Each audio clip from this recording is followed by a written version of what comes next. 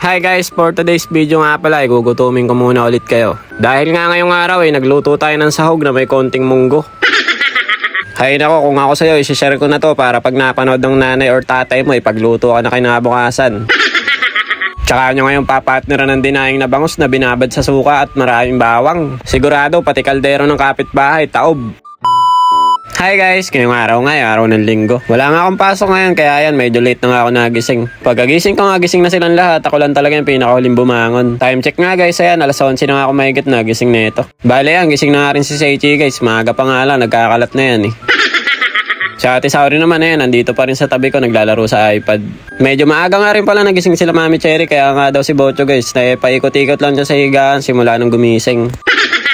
Pagkatayo ko nga may hotcake dito sa lamesa dahil nga maaga nagising si Mami Cherry, nagluto daw siya nito. Kaya yan, habang nagkakape nga ako kanina, sumabay na rin sa akin si Seichi tumayo tapos kumain na rin na itong hotcake. Habang nagkakape naman ako, si Bocho guys, dumudungo naman dito, nangungulit.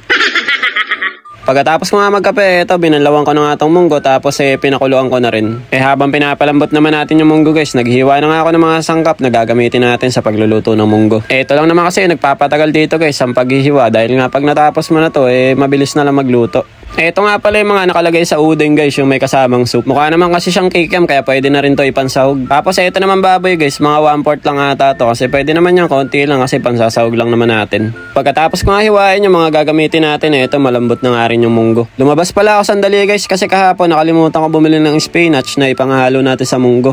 Kaya kanina pagtapos ko maghiwa dali-dali na ako nagpunta sa may supermarket. Tapos may nadaanan naman akong kangkong dito guys. Kangkong daw to ng Chinese Kaya naman bumili na ako ng 2 balot kasi sayang din naman to guys. Minsan lang ako makakita nito. Binilang ko na nga rin si Saori at Seichi ng cotton candy dito guys. Yung maliliit lang naman tsaka si Saori. Yan lang naman yung binili ko sa kanila. Hindi ko na dinagdagan ng candy para kumain ng kanin. Tapos ayan guys, nagbayad na nga rin ako. Buti na nga lang walang masyadong tao kanina. Minsan kasi ang haba ng pila dito Nakabili na tayo ng gulay.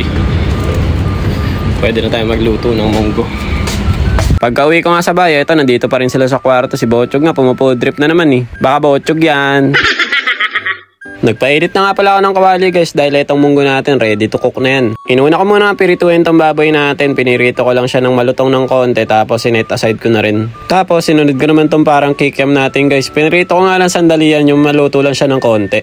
Tapos nung okay na nga lahat, nagisa na ako ng bawang, sibuyas, tapos mekos-mekos ng konti, sinunod ko naman tong kamatis. Tapos mekos-mekos lang ulit hanggang sa madurog tong kamatis natin. At nung okay na, sinunod ko naman tong mga pinirito natin kaninang mga pansahog. At dahil malambot na nga tong munggo natin, pwede na nating ilagay yan guys. Tapos nilagyan ko na rin to ng tubig, tapos mga patis, mga kung ano-anong pampalasa. Ihintayin pa naman natin na medyo malapot yung munggo guys, kaya ito, hinugasan ko muna yung hiniwa ko ng spinach kanina. Habang nagluluto naman ako, si Mami Cherry, pinaliguan na ng mga bata, nakaligo na si Ate Saori, pati to si Seichi. Tignan nyo naman si Bocho guys, fresh na fresh. Nagtutoothbrush pa yan guys, pagkatapos maligo, tignan nyo naman. Mami Cherry, ka muna dyan, isa lang. Mabalik nga tayo dito sa munggo guys, nung medyo okay na nga yung lapot para sa akin, nilagay ko na nga itong spinach. Dati guys, natatandaan ko pagka nagbumunggo, nilalagay namin dahon ng ampalaya, minsan naman yung malunggay. Kaya lang wala tayong tanim dito guys, kaya itong spinach na nga lang inilagay natin. Tsaka natin lalagyan ng pang malakasang guys, chicharon. Ayan. Talaga naman. Nako guys, napakasarap na itong niluto kong munggo. Tingnan nyo naman chicharon pa lang guys, ulam na. Ito din kasi yung paborito kong sahog ng munggo guys, yung chicharon. Mahilig kasi ako sa chicharon At habang hinihintay nga natin na lumambot yung chicharon, magpiprito muna tayo ng bangus. Import pa nga ito ng Sarangani Bay guys. Napakasarap nga na itong bangus na to. Matagal na rin ako nakatikim na ito.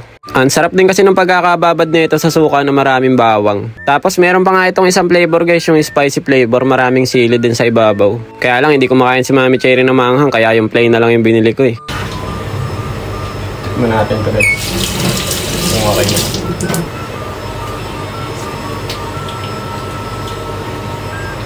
Okay na. Sarap. At eto na guys, luto na tong munggo natin. Medyo napatagal nga lang ng kulo kaya yung natin, yung gulay medyo na overcook. Pero okay lang, marami naman yung sahog kaya sa sahog na lang tayo bumawi. Bale, ito guys, nagsandok na nga ako dahil sa mga oras na yun nagugutom na nga rin ako kasi mga alas 2 na ako mahigit na tapos magluto Nagtira din ako ng konting chicharon guys para pan-toppings natin sa ibabaw. Ibang klase ito si Bocho guys tapos na ako magluto, nagtutoothbrush pa din siya Tikman na natin to guys. Kain na tayo.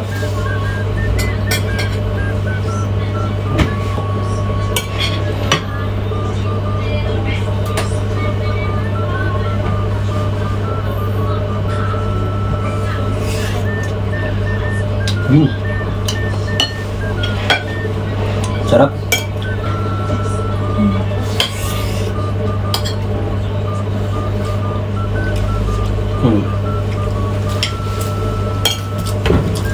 Sarap.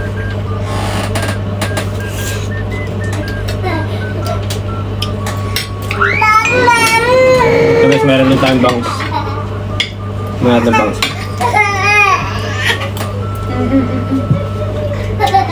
May taba. Ang sarap din. Nako guys, nung tinikman nga ni Saura at Cheche yung munggo, hindi nagustuhan eh. Halata naman siguro sa reaction nila. Bihira lang kasi kami kumain na itong munggo guys, kaya hindi rin nila alam itong pagkain natin. Unang subo pa nga lang guys, ayaw nang sumubo. Kaya ang ginawa namin, yung kanin na lang at saka yung isda na lang yung pinaulam namin sa kanila. Masarap. Sayang. Sakit po.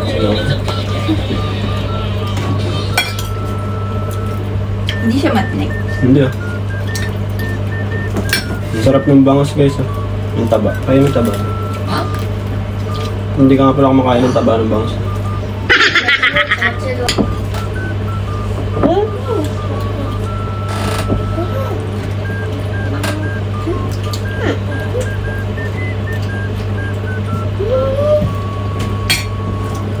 Yung taba ng bangus guys ah.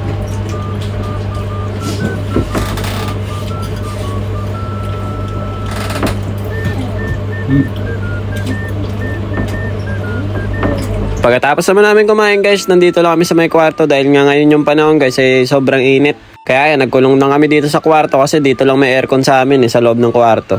Si Bochog naman kinukulit ako kaya yan, kinikiliti ko nga nakikisama naman siya, nakikipaglaro naman yan eh.